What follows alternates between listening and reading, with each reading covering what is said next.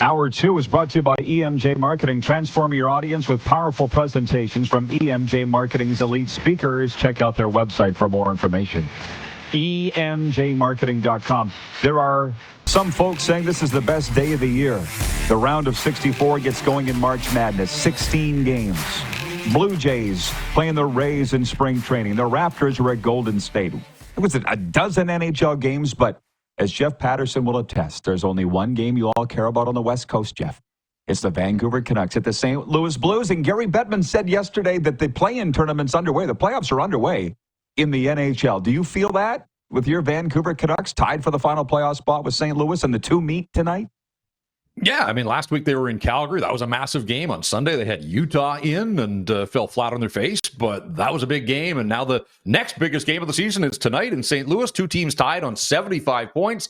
Winner tonight's going to leave the building with the final wild card spot for at least tonight. Canucks have it by percentage points, but the Blues can leapfrog them. So, yeah, look, what a difference a year makes. Last year, the Canucks were rolling with 50 wins and 109 points. This year, they're right there in that mud puddle around the playoff bar. But if they want to be a playoff team, these are the games that they have to win. So we'll see if they're up to the occasion. Start of a 6-game road trip that probably will determine the outcome of their season.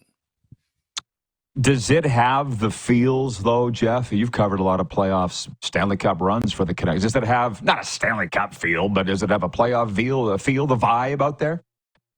Yeah, absolutely. The other night against Winnipeg, they rose up with what was, if not their best, pretty darn close to their best performance of the season. Building was buzzing. Canucks scored 6 goals, which is incredible because the last time they were in St. Louis, Rod, they beat the Blues 5-2. After that game, they went 16 straight without cresting 3 goals. Like, it's tough to win in the National Hockey League if you're scoring 1 and 2 a night. And that's really been the Canucks story.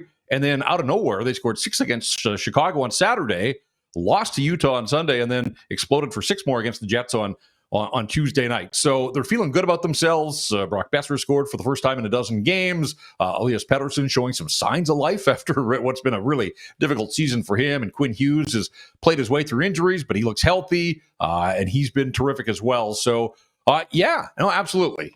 Look, just squeezing into the playoffs, that's not what the goal was at the outset of the season, but this is their lot in life now. And so if they want to be a part of the tournament, they have to hold their own down the stretch. So, yes, I think you can feel the significance, the importance in the locker room and just in the market in general. Does it feel like a decade ago when the Canucks were romping to the Pacific Pennant, the 50 wins that you mentioned? And the obvious question is, what's changed? I mean, we all kind of know the answers. We casually follow the team. The Thatcher Demko injury, the JT Miller situation, all the rest. But what have you seen? Does it seem like a long time ago, and why is it so different a year later?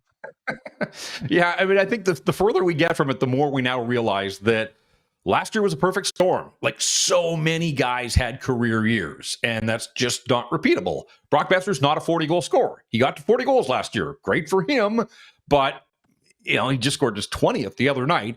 I think he's better than he's shown this year. He's not a perennial 40-goal guy. JT Miller had 103 points last year. This year was a write-off, and he's no longer here. The injuries, they were so healthy last year. Niels Höglander scored 24 goals as a depth guy last year. Scored his 6th the other night. Dakota Joshua diagnosed with testicular cancer on the eve of training camp. Had a big season last year, got a long-term, big-money contract, and for obvious reasons. And I think he's getting some grace from the hockey club and the market, having gone through what he's gone through. But he's in uniform every night, and he just hasn't been anywhere close to the player he was. So I think in simple terms, last year was a perfect storm. It was a ton of fun. Just about everything went right for the Vancouver Canucks, and that got them to Game 7 of the second round of the playoffs before they fell to the Oilers. You get the regression that I think a lot of us expected. Throw in some injuries, throw in the infighting, the drama that's gone around, and this is where they are. So last year's in the rearview mirror, and now they're fighting for their playoff lives. Yeah. Ted in Red Deer's got a great question that I actually think about myself, but I'll use his words. He says, hey, Jeff, Rick Tocchet behind the bench seems pretty calm and cool, the opposite as the player he was. Am I correct in his coaching style? What do you see there, Jeff? Yeah, I mean, look, Rick has been terrific to deal with, has had some success here. I think this has been a challenging, frustrating year for him. And all those games where he just couldn't squeeze offense, like a lot of coaches, if you're not scoring, what do? You revert to defending, right? And this is a guy whose entire coaching platform is built on structures and staples, and he's a big buzzword kind of guy, board battles and all those types of things. They've been good defensively. Since Christmas, they really have limited opponents to shots and the goals against. And Kevin Lankinen's been a big part of that. And what a godsend he's turned out to be for this hockey club. But I do think that in recent weeks, we've seen some frustration. The pressure's on. Rick is a guy who is heading into a bit of a uncertainty himself. The club has an option for him next year, but if he's looking for any sort of long-term extension, I think it's important that he gets into the playoffs because they've been low scoring, they've been low event, they haven't been a ton of fun to watch. But through it all, he has maintained, yes, a level of cool and calm that absolutely doesn't reflect. I mean, we all remember Rick Tocchet, the player, just an absolute feared competitor, as tough as they come. We see some signs of that. But yes, I think with age and the fact the game has changed a little bit, I have no doubt, Rod, that he would like a few more guys that are cut from his cloth in his lineup, but that's not who the Vancouver Canucks are. They're not a particularly rugged team. They're not a big team. They try to defend, and on nights when they do it well, they can be successful. But again, the challenge has been to generate a little bit more offense than they have on most nights this season.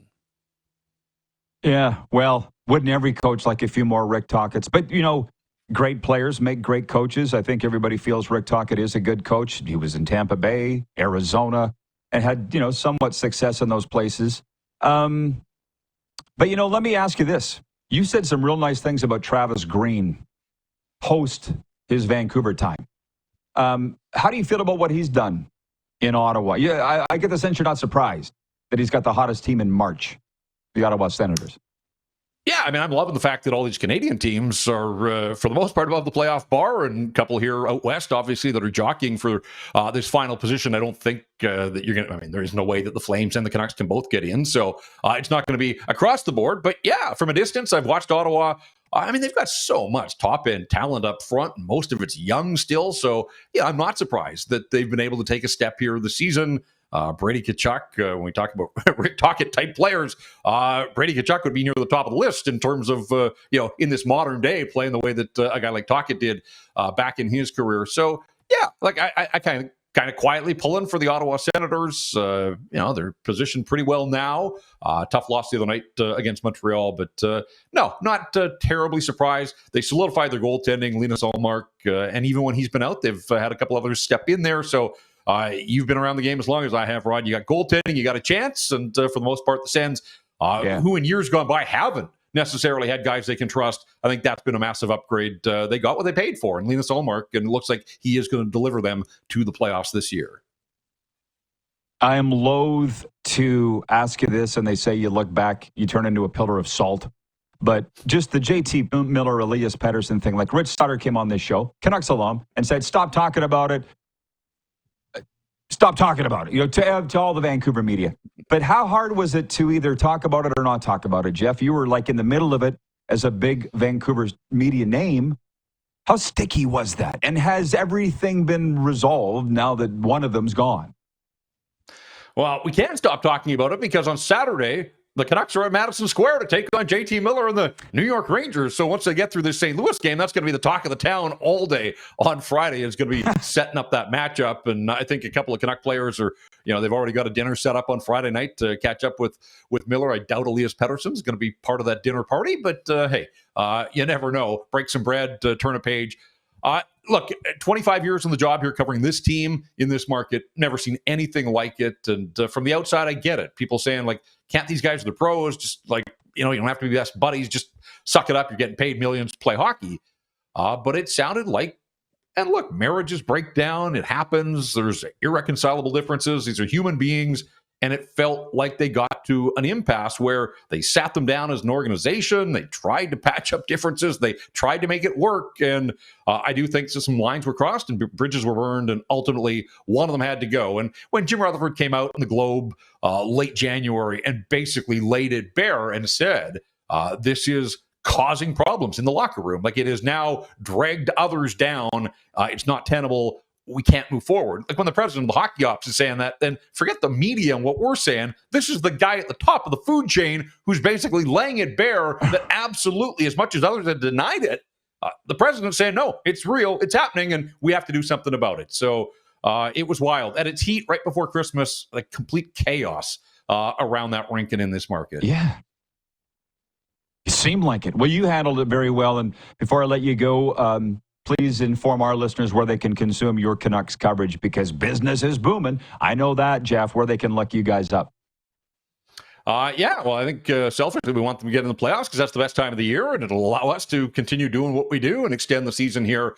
We do a live stream post-game. We followed in your footsteps, Rod. Branched out, and every night after all 82 games, we do go live on YouTube and having some fun with that, and it's turned into a popular program out here. We kind of planted our flag in the post-game space. So RinkWide Vancouver, doing a lot of writing at Canucks Army as well, doing a little branding behind me, you can see, and a couple of weekly hits on Sakaris and Price as well. So, we got the Canucks covered in a bunch of different spaces, and 14 games to go starting tonight in St. Louis, and then we'll see if there's a few more after that in the way of playoff hockey. Enjoy the ride, Jeff. Thanks for jumping on, as always. Always good catching up with you. Thanks, Rod. Jeff Paterson, the former voice, I should mention, of the Memorial Cup champion Kamloops Blazers. That's where we first met and been friends ever since, and it's awesome to be able to get a guy on like that. By the way, Jeff is our only guest today. We had Moose earlier, the regular co-host, and what we've been doing today on what some are calling the biggest day in sports of the year, and I don't believe that it is, but maybe it is. We're doing viewer takeover, whatever you would like to talk about. We can't do it every day because as much as I would like to, you can't have birthday cake every day. But it's special when you do. Alex, and we got some new viewers too, by the way. Alex writes in, he's in Barrie. Oh, it's a female. Alex from Barrie, Ontario. She says, I was at the game last night. There was some booing for Austin Matthews getting the first star. Either the ref or Wall deserved it. LOL. Did you watch the game, Clark? Is she right? Okay. Austin Matthews not a deserving first star?